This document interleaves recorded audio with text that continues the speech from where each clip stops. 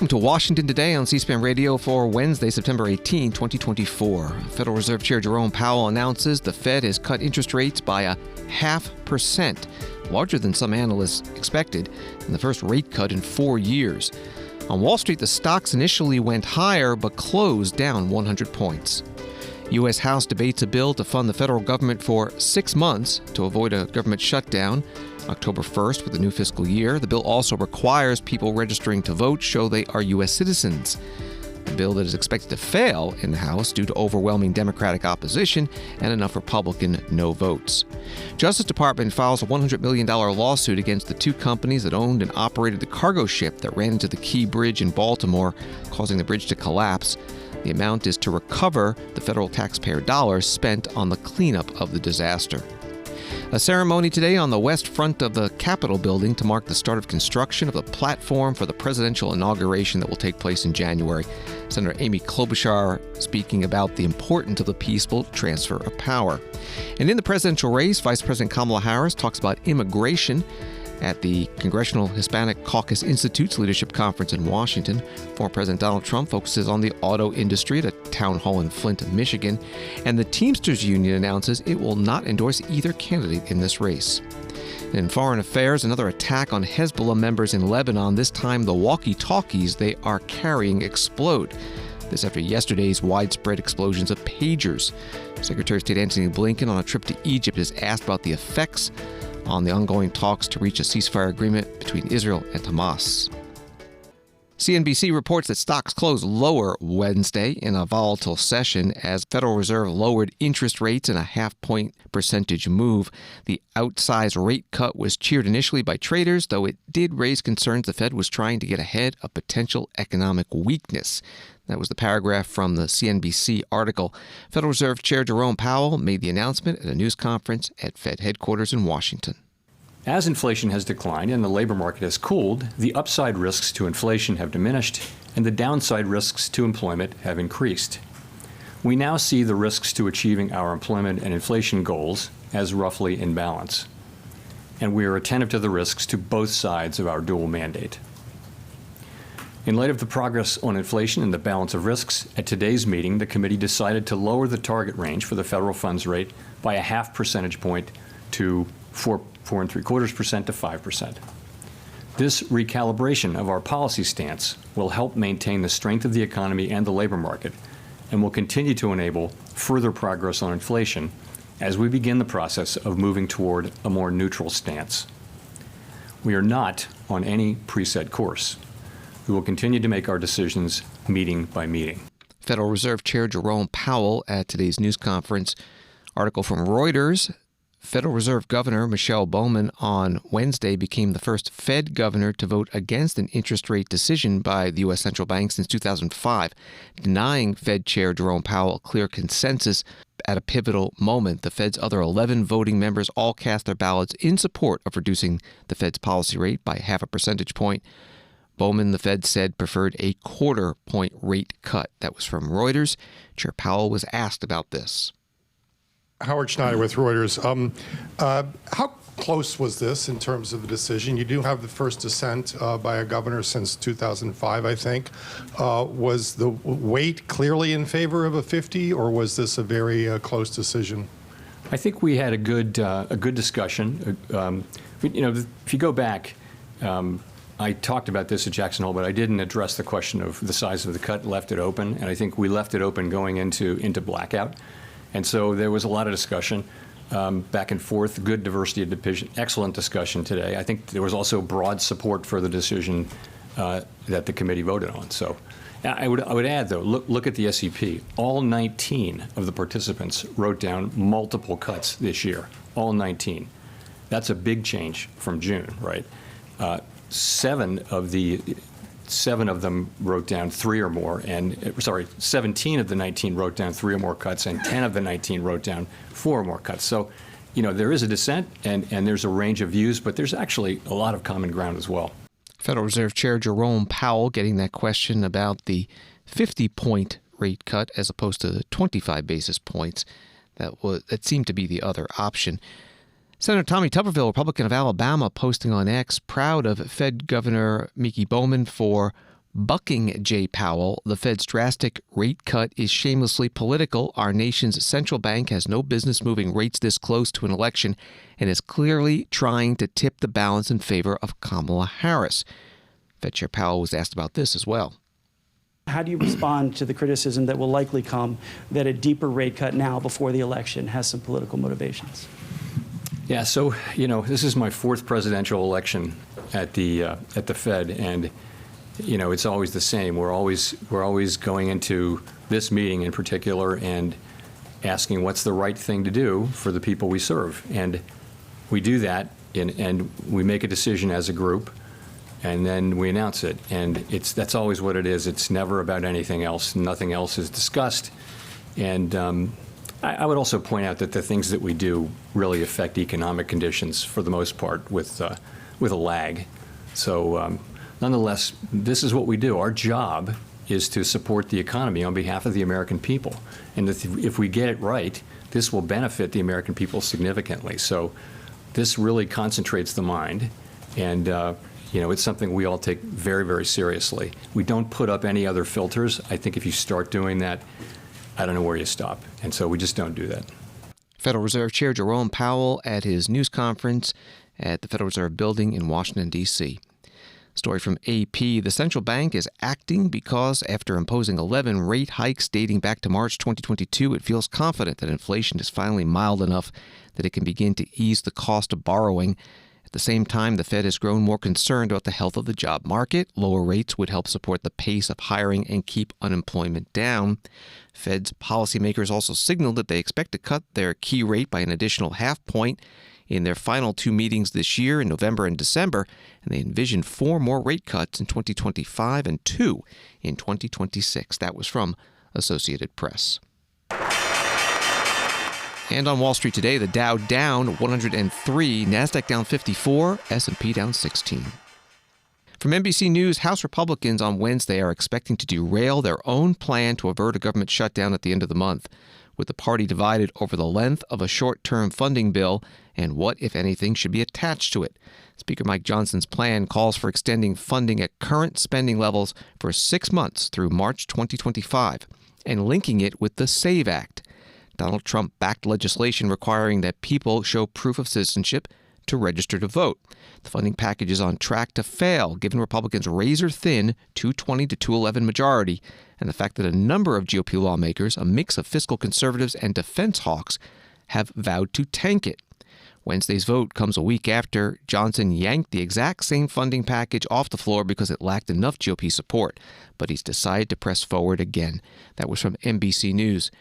House Speaker Johnson was asked at a news conference this morning about former President Trump's post that said, if a government funding bill with the voting language attached does not pass, former president prefers a government shutdown. The former president last week posted that if you are unable to get what you want in what he calls election security, then you should in no way, shape, or form move forward with the continuing resolution. So are you going to listen to Donald Trump if you don't pass this with the SAVE Act tonight? No, look, President Trump and I have talked a lot about this. We've talked a lot about it with our colleagues. We're building consensus on the plan. We all believe that election security is of preeminent importance right now. In fact, we demonstrated this. We put the SAVE Act on the floor, as you all know, in the summer. We passed it with only 5 Democrats voted in favor of that. 198 House Democrats voted against the SAVE Act. Remember, all the SAVE Act does is guarantee that only citizens can participate in the election. We're going to give them another chance. We're going to let them try to vote with us to secure the elections, and we'll see how that goes. That's the play we're running. But to follow up on Manu's question, would you listen to Trump and let the government shut down? This bill's not going to pass, likely. There's there's over 10 Republicans that have said they're going to vote against it. So, will you let the government shut down? We'll see we'll see what happens with the bill, all right? We're on the field in the middle of the game. The quarterback's calling the play. We're going to run the play. I'm very confident. I know that all the Republicans believe in election security. We have some people who dislike CRs. You know what? I dislike continuing resolutions as well, right? But here's the problem, and everybody needs to remember, it is not the House. It is not the House majority. It is not House Republicans that put us in this situation. We ran all of our 12 appropriations bills through committee. They did an extraordinary job, our appropriators. We've funded over almost 73% of federal spending off the House floor in complete and total votes. The process bogged down. You know why? Because Chuck Schumer in the Senate have not put one appropriations bill on the floor. They have not even begun to do their job. So here we are at the fiscal cliff at the end of the fiscal year. September 30th is right upon us. We don't have two sets of bills, as is supposed to be the system, for the House and Senate to go and negotiate together, because the Senate brings nothing to the table. So it is the Senate that has put us in a situation to have a CR to not shut the government down, to not discontinue all government services. We are the responsible governing party here, and we are doing the right thing. The right thing right now, by principle, by law, by the Constitution, is to ensure that our elections are secure. That's the number one concern, I think, for most of the American people. It's an 88% issue on the latest polling. It's not even a partisan issue. So we are going to force that with the last train leaving the station, which is the CR, and we'll see what happens. House Speaker Mike Johnson, Republican from Louisiana, at a news conference this morning before the vote on that bill, but in anticipation that it would not pass. Congressman Pete Aguilar, Democrat of California, the caucus chair, was asked at his own news conference about this legislation. What is your message to House Democrats who are considering voting for the CR and SAVE Act combination tonight because of Republican attacks on immigration and the SAVE Act? Well, I mean, we'll see if this vote gets called. We've been down this before. You guys asked me questions about this last week, and we said if this comes to a vote. So I'll preface it in the same way, if this comes to a vote. But members are going to vote in the best interest of their districts. But our message to them is uniform, that the SAVE Act has no business being as a part of the CR. This is not going to become law. This is Republican theatrics that are meant to appease the most extreme members of their conference, to show them that they're working on something, and that they're continuing to support the former president of the United States, in his bid to demonize immigrants. So that's what this is. That's what this is about. Needless to say, that's just on the SAVE Act side of it. On the actual government funding piece, this is awful for military readiness. This is terrible for SNAP and food nutrition programs like Johanna mentioned. This is terrible for the Disaster Relief Fund. This is terrible for the VA as they administer the PACT Act and provide benefits to veterans. So this is a bad piece of legislation, and we've been very clear about that to anyone who asks. Congressman Pete Aguilar, Democrat from California, the House Democratic Caucus chair, at a news conference. The new fiscal year begins October 1st. One of the Republicans who has come out against this bill is Thomas Massie of Kentucky, and he spoke this morning on the House floor. We are told today that we are going to vote on a continuing resolution with another bright, shiny object attached to it. I feel like this legislation is insincere and unserious. Now, why is it unserious? Well, it's unserious because we're cramming all government spending into one bill, and instead of deciding what to spend on, we're saying, well, let's just spend at least as much as we spent last year and not worry about running any of these bills through committee or debating how much we should spend on things. It's also unserious because we've spent 2 years uncovering deficiencies in our government. We've been stonewalled by the FBI and the DOJ. That familiar refrain, "Oh, Mr. Congressman, that's the subject of an ongoing investigation, and it's our longstanding policy not to comment on that." Well, you could say that in a press release, but they shouldn't be saying it to Congress. But they get away with it because we don't cut their spending every time they do that to us. If we would withhold the ink cartridge for one printer at the FBI, they would come to heel. Yet we're not going to do that in this bill, this continuing resolution. It's just unserious. It's also very insincere. It's an insult to the American people. It's an insult to their intelligence to bring this bill to the floor, because it sets up a fake fight that we all know here is fake. Somebody come down here and tell me it's not fake. You all know it's fake. And here's what's even more insincere about it. The compromise has already been reached in a smoke-filled back room here. They already know what we're going to do. It's going to be a clean CR when we get to September 30th. And what is the deal they've reached? It's the same deal they reach every year. We'll let you spend a few billion dollars more if you'll let us spend a few $billion more. When in fact what we should be doing is correcting this country's course. We are on a course to financial ruin. Congressman Thomas Massie, Republican from Kentucky, on the House floor. Both the Senate Democratic leadership and the White House have come out opposed to what the House Republicans are putting on the floor today, and that is a 6-month government funding measure, continuing resolution at current levels, and that requirement of proof of citizenship to register to vote in the United States. Another bill the House debated today is titled Protecting Americans' Investments from Woke Policies Act. Newsmax article reports it as it is in response to a rule the Biden administration has pushed that allows but does not require fiduciaries to weigh environmental, social, and governance factors when making investment decisions for retirement accounts. The bill forces financial institutions to focus on maximizing returns in retirement plans instead of ESG factors by ensuring they base investment decisions solely on economic factors and complete information is provided to retirement investors. That was part of the Newsmax article. Some of the House floor debate with Congresswoman Virginia Foxx, Republican from North Carolina, chair of the Education and the Workforce Committee. Under the guise of a practice known as environmental, social, and governance investing, or ESG for short, banks are responsible for woke social engineering on a scale that history's authoritarians could only dream of.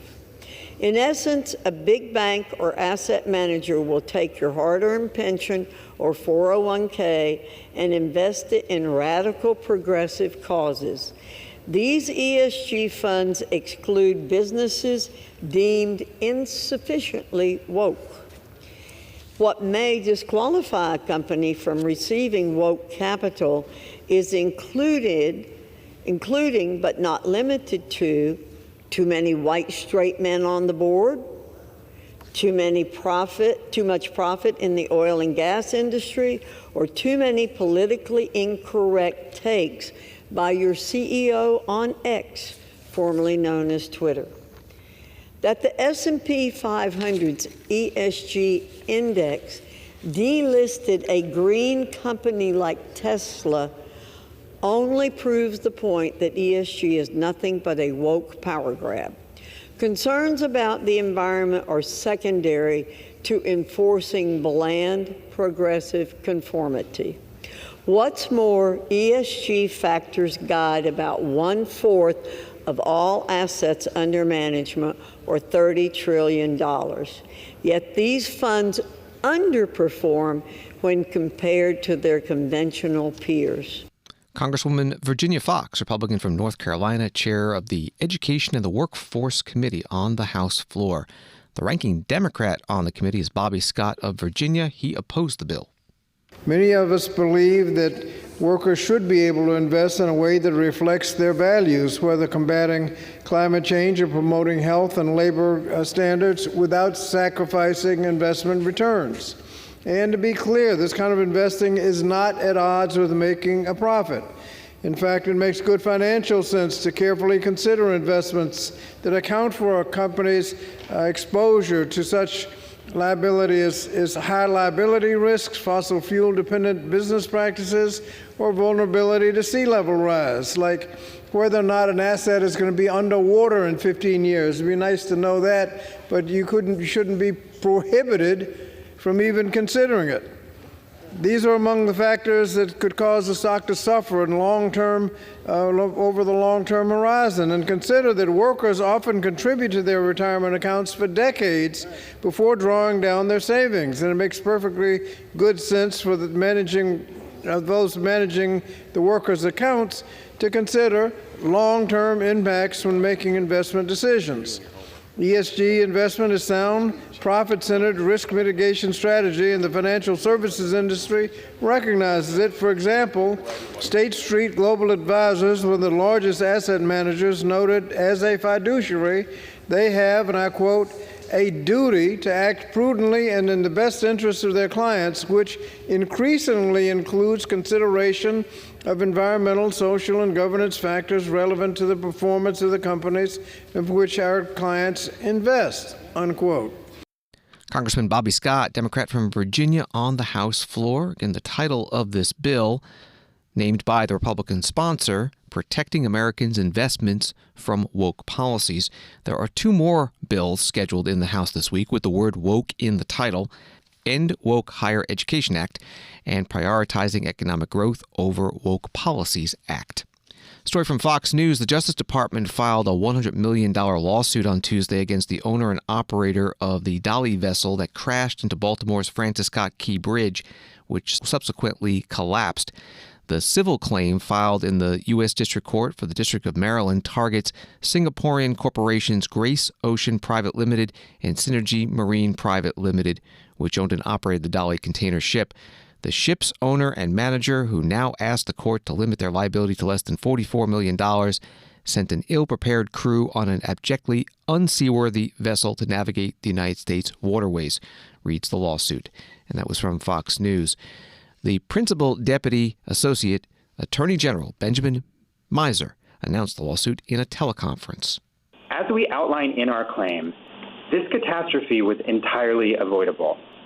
We allege that the Dali's owner and operator recklessly cut corners in ways that risked lives and the economic well-being of the nation. In particular, our claim alleges that the owner and operator of the Dali were well aware of vibration issues on the vessel that could cause a power outage. But instead of taking necessary precautions, they did the opposite. Out of negligence, mismanagement, and at times a desire to cut costs, they configured the ship's electrical and mechanical systems in a way that prevented those systems from being able to quickly restore propulsion and steering after a power outage. As a result, when the Dali lost power, a cascading set of failures led to disaster. The United States spent more than $100 million responding to this disaster to clear the channel and to reopen the port of Baltimore. Those costs should be borne by the ship's owner and operator, not the American taxpayer. But that is not all. To try to keep this type of conduct from ever happening again, we are also seeking punitive damages. The Department of Justice is committed to holding the Dali's owner and operator responsible for the harm they caused and to deter them and others from taking reckless risks with American lives and infrastructure. Benjamin Miser is Principal Deputy Associate U.S. Attorney General on a teleconference today announcing the civil lawsuit seeking $100 million from the owner and operator of that ship that crashed into the Key Bridge, causing it to collapse. An AP article on this announcement reads, Justice Department officials refused to answer questions Wednesday about whether a criminal investigation into the bridge collapse remains ongoing.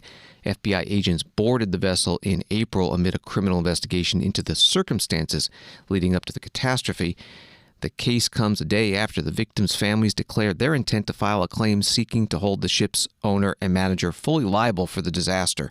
Several other interested parties, including city officials and local businesses, have filed opposing claims accusing the companies of negligence. Part of the AP article. Washington Today continues in a moment. The House will be in order. This year, C-SPAN celebrates 45 years of covering Congress like no other. Since 1979, we've been your primary source for Capitol Hill, providing balanced, unfiltered coverage of government, taking you to where the policy's debated and decided, all with the support of America's cable companies. C-SPAN, 45 years and counting, powered by cable.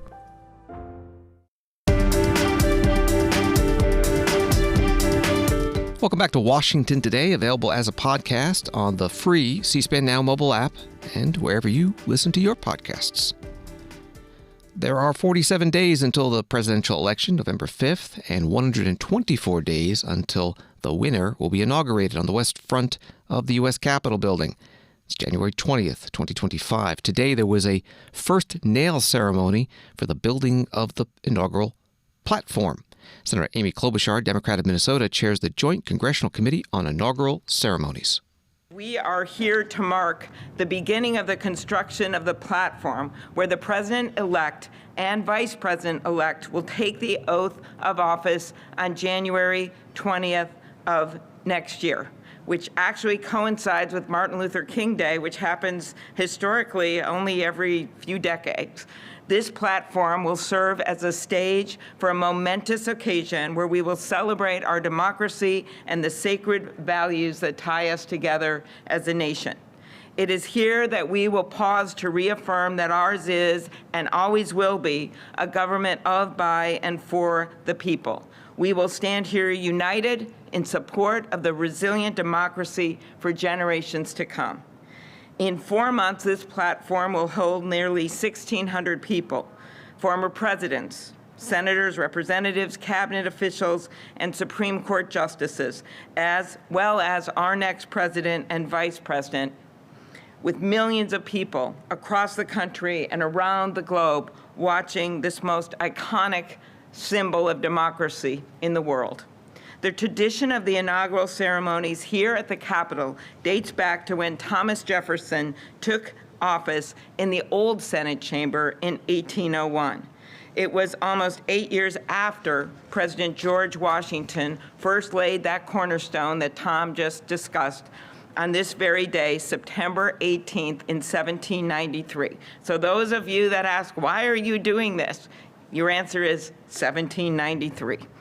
Over time, the ceremony was moved to the east side of the building and later to the west front for President Reagan's inauguration in 1981, so that more people could come witness this hallmark of our democracy. But through the years, our dedication to the continuity of our government has remained the same, and we are committed, all of us, to carrying the torch forward yet again next year. It takes a monumental effort to construct such a platform, including, as Tom noted, the carpenters, electricians, engineers, masons, painters, and other professionals. These workers will literally set the stage for the peaceful transition of power. We thank you for your commitment to writing the next chapter in our country's history. Senator Amy Klobuchar, a Democrat from Minnesota, chair of the Joint Congressional Committee on Inaugural Ceremonies, today on the west front of the Capitol. When she finished her remarks, the architect of the Capitol, Thomas Austin, invited her and other members of the Joint Committee to pound some nails. I now request that the members of the Joint Congressional Committee on Inaugural Ceremonies take hold of your hammers and join together in driving the first nail for the 60th presidential inauguration platform.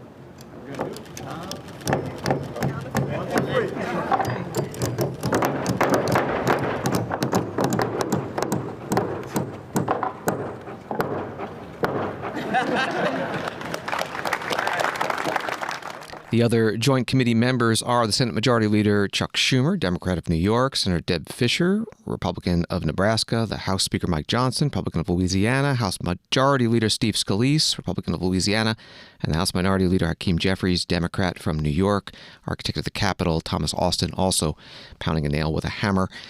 His website says the inaugural platform is constructed entirely from scratch for each inaugural ceremony and is designed to blend architecturally with the U.S. Capitol. Planning and design of the platform began more than a year ago, spearheaded by the architect of the Capitol. The platform is more than 10,000 square feet and traditionally holds more than 1,600 people for the swearing-in ceremonies. In presidential election news today, the International Brotherhood of Teamsters Union says it is not going to endorse a candidate in this year's election, the first time it hasn't endorsed a candidate since 1996. Teamsters General President Sean O'Brien said neither major candidate was able to make serious commitments to our union to ensure the interests of working people are always put before big business. We sought commitments from both Donald Trump and Kamala Harris not to interfere in critical union campaigns or core Teamsters industries and to honor our members' right to strike, but were unable to secure those pledges. Vice President Kamala Harris, the Democratic presidential nominee, today spoke at the Congressional Hispanic Caucus Institute's annual conference in Washington, D.C. Hispanic Heritage Month started this past weekend. Washington Post article reads that with less than 2 months until the election, Vice President Harris is looking to shore up support among Latinos, a group that was a key part of President Joe Biden's winning coalition in 2020, but whose backing has slipped. Among the issues the vice president talked about, taxes, health care, and immigration. And together, CHC, we must also reform our broken immigration system and protect our dreamers and understand we can do both, create an earned pathway to citizenship, and ensure our border is secure. We can do both, and we must do both.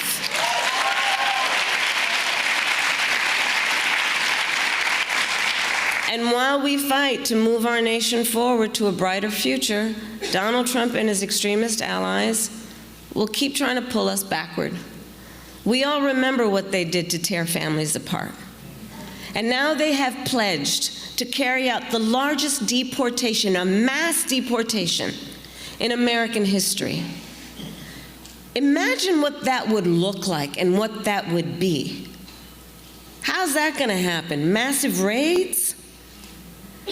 Massive detention camps? What are they talking about? They will also give billions of dollars of tax cuts to billionaires and corporations, massive tax cuts, pardon January 6th perpetrators who attacked our Capitol not far from here. They would cut Social Security and Medicare. They intend to end the Affordable Care Act and threaten the health care of more than 5 million Latinos in our country. All based on, I'm sure many of you saw the debate,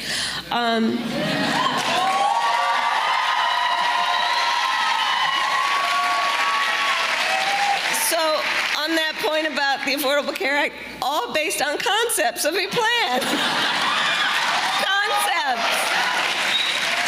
Concepts. Their Project 2025 agenda would pull our nation backward. But we are not going back. We are not going back. We are not going back. Instead, together, we will chart a new way forward, because ours is a fight for the future. Vice President Kamala Harris, the Democratic presidential nominee, at the Congressional Hispanic Caucus Institute's annual conference in Washington, D.C. today. Former President Donald Trump, writes Associated Press, on Tuesday repeated false claims that Chinese automakers are putting up large factories in Mexico, vowing during a stop in the automaking state of Michigan to slap 200% tariffs on any vehicles the unbuilt plants make and ship to the United States. Trump also claimed during an event in Flint that if Democratic Vice President Kamala Harris is elected in November, there will be no more auto industry in the U.S. because the work building electric vehicles will go to China. That was from Associated Press.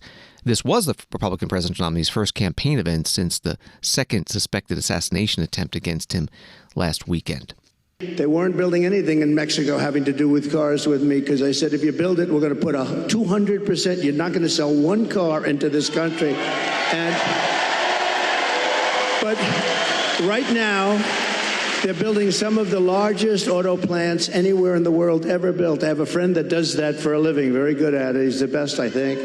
And he's actually a contributor, a supporter, but he builds the plants. And I say, I'd like to go see a plant, a really great auto plant. It's amazing technology, amazing what they do, really incredible, the amount of automobiles they can produce and the size of these things. I'd like to see a real modern plant.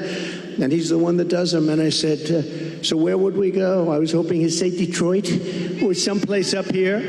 But anywhere in this country, I'll take anywhere in this country, right? So will you, my greatest guy right over here. Stand up, will you, please? He's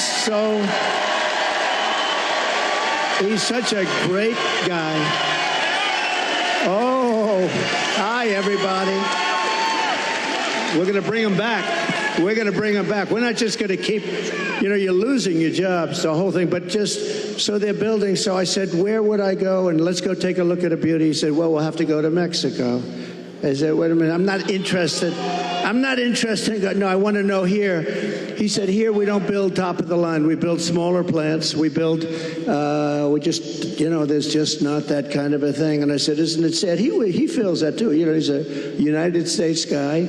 But he said, if you want to see the big ones, you're going to have to go to Mexico. They're owned and built by China in Mexico, and there are a number of them going up right now, and they think they're going to make their cars there, and they're going to sell them across our line, and we're going to take them, and we're not going to charge them tax. We're going to charge them, I'm telling you right now, I'm putting a 200% tariff on, which means they're unsellable. Unsellable in the United States. And then you wonder why it gets shot at, right?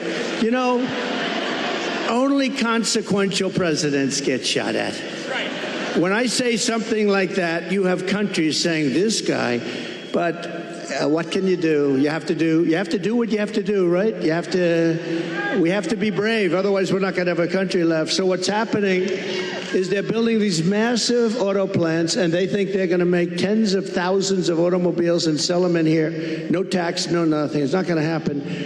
When you put on tariffs are the greatest thing ever invented. You know, I took in $467 billion from China. Nobody else took in anything, and China's economy is not even doing that well. Former President Donald Trump, the Republican presidential nominee, Tuesday night in Flint, Michigan. He is holding a rally tonight in Uniondale, New York, on Long Island. Washington Post article says that New York is not a swing state. Vice President Kamala Harris is heavily favored to carry it in November, but several House districts are in play and could determine which party takes control of the House. U.S. House Speaker Mike Johnson says that the scope of the task force of House members reviewing the assassination attempt against former President Donald Trump from July in Pennsylvania will now be expanded to include the incident in Florida last weekend. Speaker Johnson spoke at a news conference this morning. I know that we all understand we've got to get down to the bottom of this. The Secret Service has dropped the ball, and it's inexcusable. We have a task force that has been investigating the events of Butler, Pennsylvania. As our conference chair, Lee Stefanik, noted, we're going to expand the scope of the task force to look into the events that happened in Florida on Sunday as well. We have got to get down to the bottom of this. We've got to ensure that this doesn't happen again. If they need additional funding, Congress will supply that. But we're told it's a manpower problem. Even if we gave them $3 billion tomorrow, it's impossible to hire 2,500 new Secret Service agents in a short period of time. We are less than 50 days out from the election. We need Donald Trump to be protected, as any candidate of his stature would be. I called the White House yesterday. I made a demand to the White House, President Biden, supply for President Trump the same degree of protection that a sitting president has. He's a former president. I believe he's going to be the next president, and right now he's a candidate under the greatest threat of any candidate in modern political history. It justifies that level of protection. I think the White House, I hope the White House will see the wisdom in that, and I hope that they'll do everything they can, because the buck stops at the White House, in the Oval Office, and President Biden has an obligation of that. House Speaker Mike Johnson at a news conference today on Capitol Hill. The bipartisan task force on the attempted assassination of Donald J. Trump has already requested a briefing from the FBI on the second assassination attempt. And the House is set to vote on a bill later this week that would give presidential candidates the same protection from the Secret Service that are offered to sitting presidents. White House Press Secretary Karine Jean-Pierre at her news conference at the White House was asked about Donald Trump's security. The former president is now under what the Secret Service says is a pretty substantial security footprint, pretty much on par with what the sitting president gets.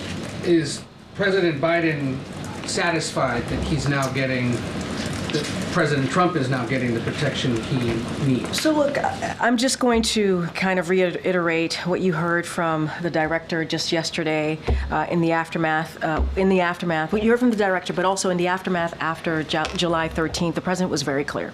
He wanted to make sure that the former president should have the highest level of protection. That's what he offered by the Secret Service. That's what he wanted to see. President Biden wanted to see that. And he has also repeated over and over again that the Secret Service needs to make sure that we need to make sure that they have the resources, the capabilities. What their mission is incredibly, it's critical what they're trying to do. And so since July 13th, the Secret Service has greatly enhanced that security for the former president. And so honestly, they are the only ones who can speak to the specifics on what that looks like. But again, the acting director, Rose, spoke to this yesterday. I think you also heard from Secretary Mayorkas on this as well, and so I certainly would leave it to them. I'm sorry, not Secretary Mayorkas, the Department of Justice Secretary, but yeah, Secretary Mayorkas. I'm so sorry, Secretary Mayorkas. That's who you heard from yesterday. I'm going back and forth on that. White House Press Secretary Karine Jean-Pierre at her news conference today at the White House. This is Washington Today.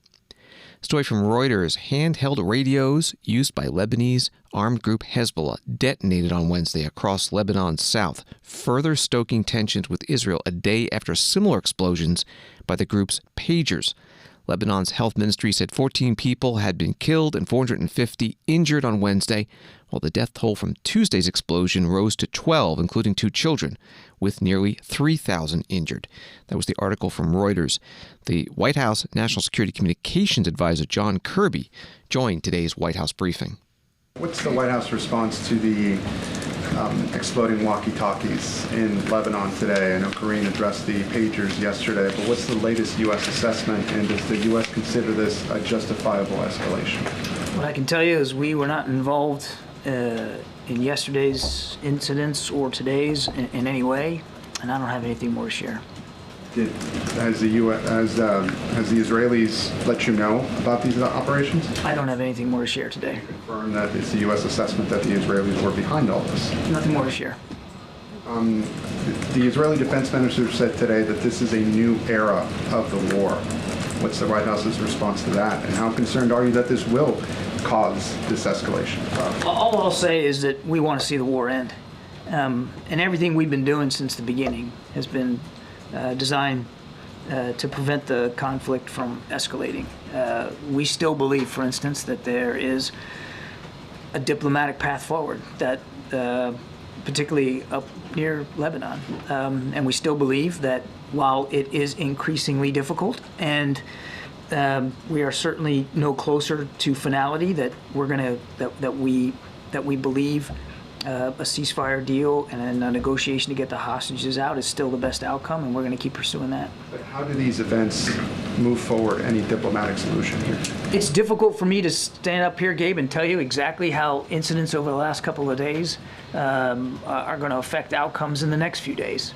All I can tell you is we're still putting our shoulder to the wheel to get the hostages home and get a ceasefire in place, as daunting as that is today. And we are still involved in intensive diplomacy to try to prevent a second front from opening up on that border with Lebanon. White House National Security Council spokesperson John Kirby at today's White House briefing. Earlier in the day, before the news of the walkie-talkie explosions in Lebanon, Secretary of State Antony Blinken was asked at a news conference in Cairo, Egypt, with the Egyptian foreign minister about yesterday's pager explosions and their impact on Hezbollah operations and the Israeli-Hamas ceasefire talks. We're still gathering information. We're still gathering the facts. I can't tell you in this moment what impact this will have. I certainly can't speak to what impact it might have on Hezbollah and its operations. That would demand other expertise. And again, it's also necessary to fully understand what's happened, and we're still in the process of doing that.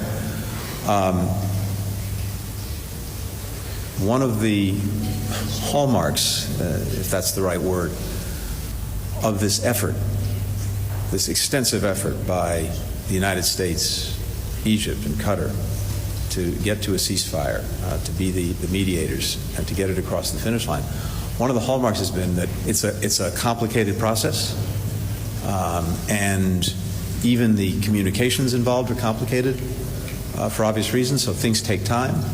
And time and again, we've seen that in the intervening time, you might have an event, an incident, something that makes the process more difficult, that threatens to slow it, stop it, derail it. And anything of that nature, by definition, is probably not good in terms of achieving the result that we want, which is the ceasefire. Just a few weeks ago, we had just had a very productive session on trying to finalize one of the big outstanding issues, which deals broadly with the release of hostages and prisoners, the ratios and the schedule and so forth. And there had been a very, very good discussion of that between the mediators and the parties. And then, 48 hours later, Hamas executed 6 hostages, including an American, Klobuchar, Poland. So that, of course, had an impact on the progress that we were making. But I come back to what I think we both said in terms of where we are now, which is that there are important but discrete issues that need to be resolved. We've put forward different ideas for how to resolve them. They are clearly resolvable, but the key ingredient to getting a resolution of these outstanding issues is political will. That's what we're both looking for going forward. That's what's so imperative if we're going to get the ceasefire across the finish line. Secretary of State Antony Blinken had a news conference in Cairo, Egypt, with the Egyptian foreign minister. You're listening to Washington Today. Neil King, a former Wall Street Journal reporter and editor, has passed away. TalkingBizNews.com writes that he worked for 15 years in the journal's Washington bureau, where he covered beats ranging from terrorism and foreign policy to trade and the international oil industry. He served as national political reporter from 2010 until early 2014, when he took over as editor of the journal's economics coverage. Neil King was a guest several times on C-SPAN's Washington Journal morning program over the years. In 2021, he sat down for an hour-long interview on C-SPAN's Q&A program, talking about a 300-mile walking trip he took from Washington, D.C. to New York City to connect with American history. He wrote a book about it called American Ramble, A Walk of Memory and Renewal.